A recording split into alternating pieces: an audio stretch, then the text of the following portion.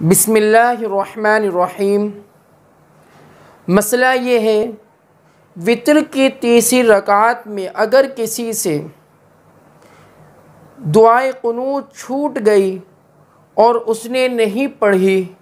تو کیا اس کی وتر کی نماز ادا ہوگی یا نہیں؟ اس کا جواب یہ ہے کہ وتر کی تیسری رکعت میں سورہ فاتحہ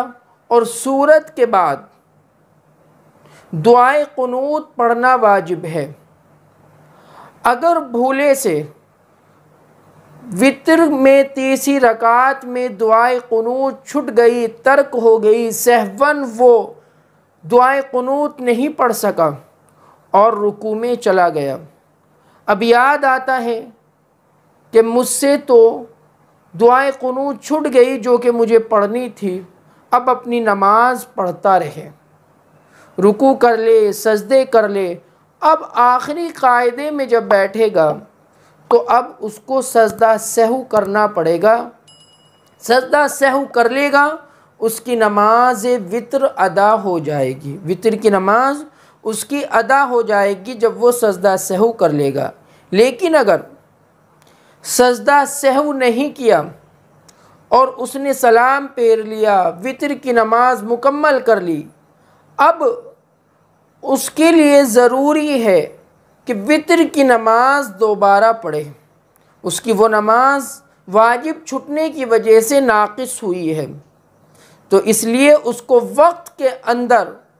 اپنی وتر کی نماز کو دوبارہ پڑھنا واجب ہے، تو اس نماز وتر کو دوبارہ پڑھے گا۔ اور وقت کے بعد، کیونکہ عشاء کی نماز کا وقت صبح صادق تک رہتا ہے، تو وقت کے بعد اگر معلوم ہوتا ہے تو پھر مستحب ہے، تو اس کو پھر بھی پڑھنا چاہیے۔ تو اگر اس سے سہواً دعائے قنوت چھٹ گئی ہے تو اب اس صورت میں سجدہ سہو سے نماز ہو جائے گی، نماز میں کوئی کمی نہیں آئے گی۔ لیکن اگر سجدہ سہو بھی نہیں کرتا، اب دوبارہ اس کو وتر پڑھنے پڑے گے۔ لیکن دوسری صورت یہ ہے کہ اس نے وتر میں تیسری رکعت میں دعائے قنوت جان بوجھ کر نہیں پڑھی، یاد ہے، سب کچھ ہے، جان بوجھ کر نہیں پڑھی، تو اب اس صورت میں اس کے وتر نہیں ہوگے، اس کو دوبارہ وتر پڑھنے ہی پڑے گے۔ تو یہ مسئلہ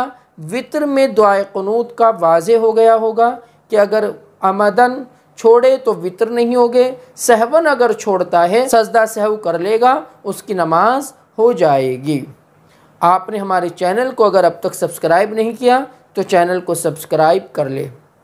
اور جو بھی مسئلہ معلوم کرنا ہے کمنٹ میں اس کا سوال کریں، انشاءاللہ اس کا ضرور جواب دیا جائے گا۔